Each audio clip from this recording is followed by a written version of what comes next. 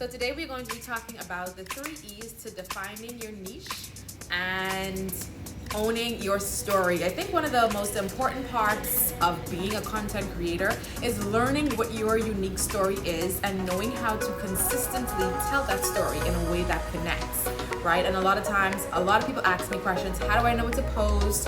How do I know what to post next? How do I come up with content ideas for videos and photos and all that other stuff? And I have just done the work and I have learned what my unique story is. I have learned what my niche is, right? And so I'm going to share the 3 E's that I use every single day on a daily basis to come up with content ideas for what it is that I am going to be posting. So grab your pens, grab your pads. If this is your first time here, I am Anthea. Thank you so much for joining me.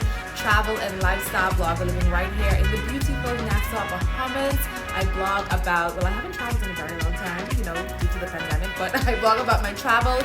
I blog about mommyhood, and I mostly blog about my transition from TV anchor to a blogger, and I help aspiring bloggers go from content consumer to content creator with confidence and ease.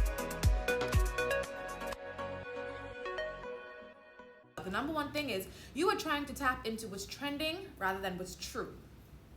What's trending doesn't always work for you because it may not be true to you. Now, sometimes I blog. You may see me here and there do a little fashion blog post or a little YouTube video doing some makeup, but that is not really true to me.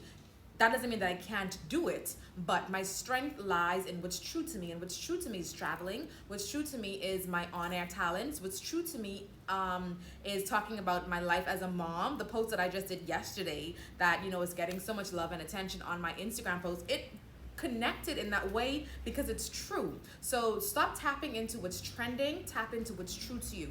Another reason why you are struggling with finding your niche is because you've lost focus of, or you are doubting your unique story and the story that's true to you. Again, don't doubt the things that people can relate to. Don't doubt the experiences. Don't doubt the expertise. And again, tapping into our 3 E's here, but don't doubt and don't lose focus of what your unique story is. You are lit because you are you.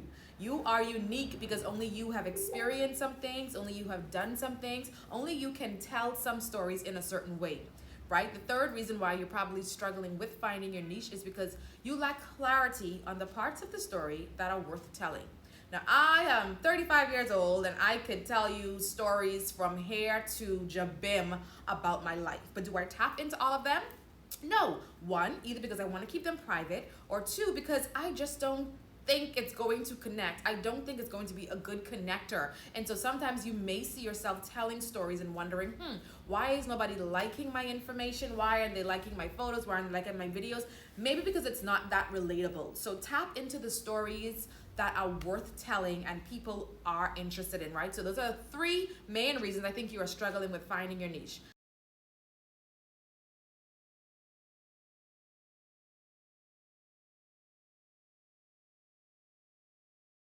The first E today we're going to talk about is your experience.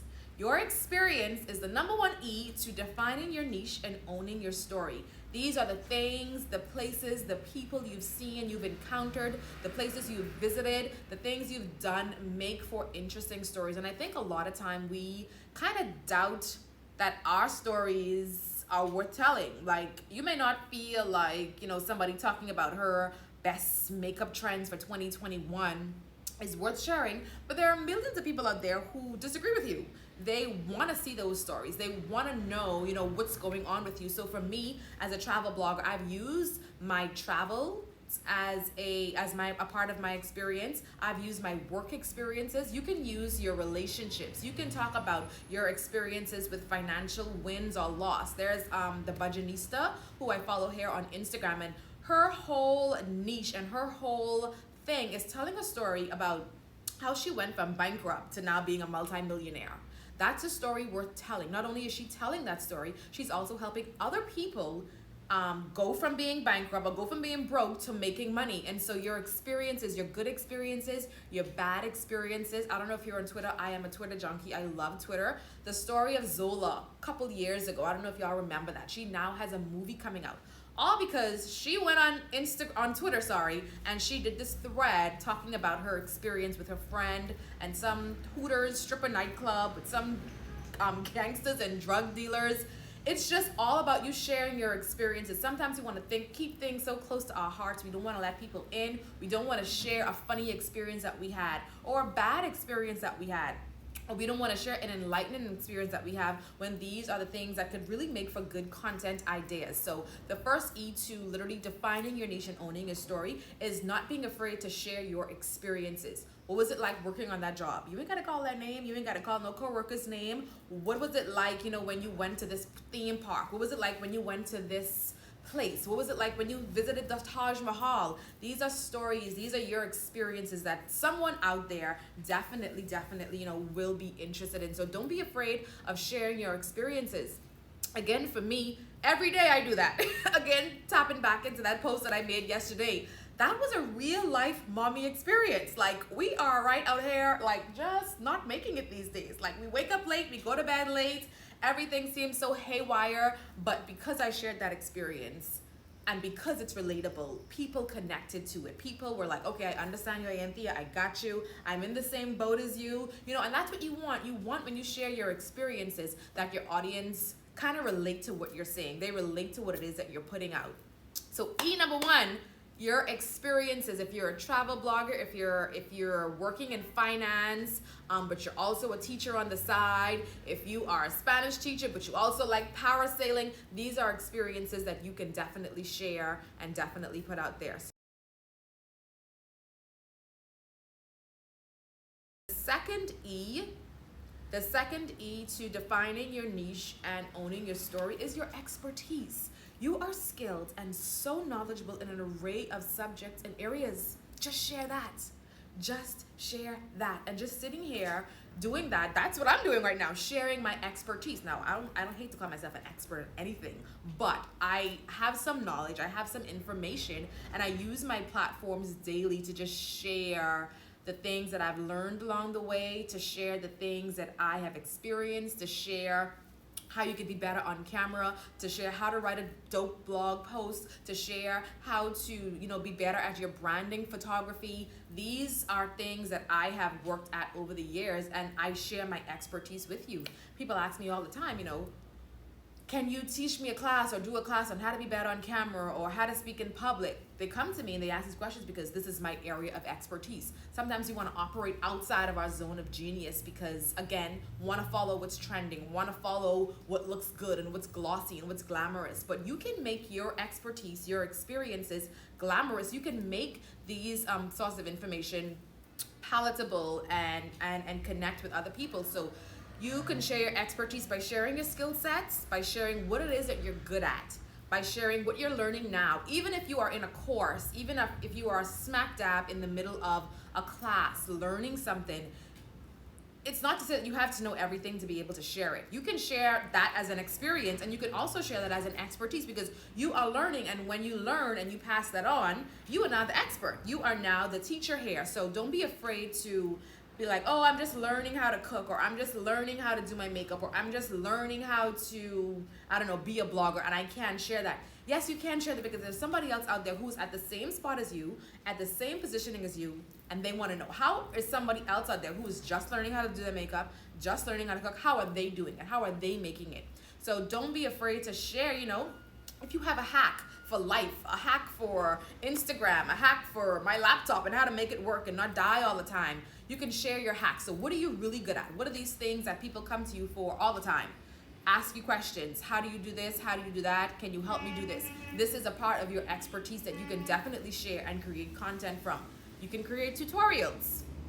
I did a book. I did 2 ebooks so far. One about how to pitch to brands or how to pitch to publications to get your work seen. And another one was how to just stay consistent with blogging, because I feel like I am good at these things. I've done these things for so long, and I've come up with the formula, the framework to make them happen. And so me sharing my expertise in that way connected with people, and now people come to me for information. They want to know how to do this, want to know how to do that. So don't be afraid to use your skill sets, what you're good at, what you're learning or what you just learned, a hack to something you already know, how to improve something.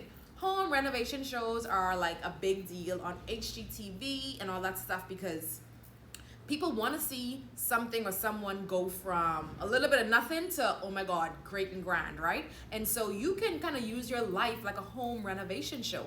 How did I go from broke to billionaire? How did I go from busted makeup to being featured on Sephora? How did I go from writing for the school newspaper to now having a byline in Essence? How do you go from A to point B? So don't be afraid to just share expertise, the things that you know, to share, your experiences, what you're learning now, like I say. So the first E, again, experience. The second E is expertise.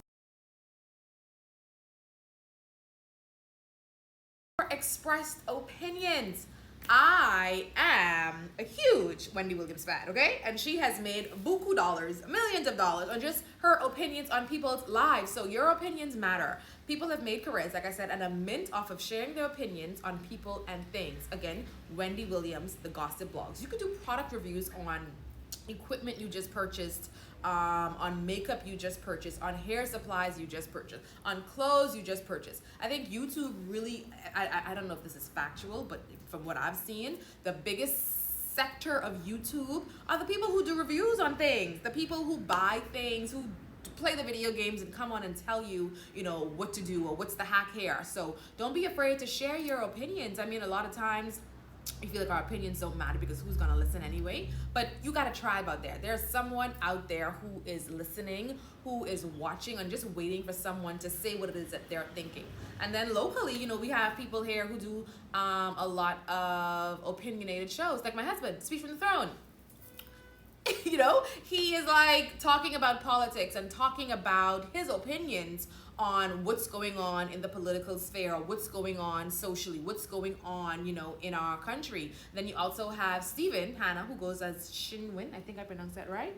He is really good at just sharing his opinions on matters that, that we are facing locally in the country. So don't be afraid to express your opinions. Pick up the camera, pick up your camera one day and just start recording a video, what you think about XYZ. Nobody can tell you that your opinions don't matter. They can't tell you that, I don't want to hear your opinion, because there's always somebody out there who is going to listen. So don't be afraid to just create content around your opinion. So when you think about defining your niche and you think about what it is that I want to blog about, what it is that I want to talk about, what it is that I want to, create content about, you can use, again, your experiences. Every day you encounter people. Every day you may wake up and be like, I ain't really feeling it today. Content. You may wake up today and feel like, I feel great. Here's what I'm gonna do today. Content.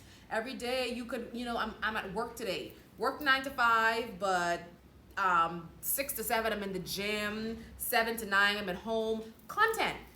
Your experience is content, and you are the niche, really.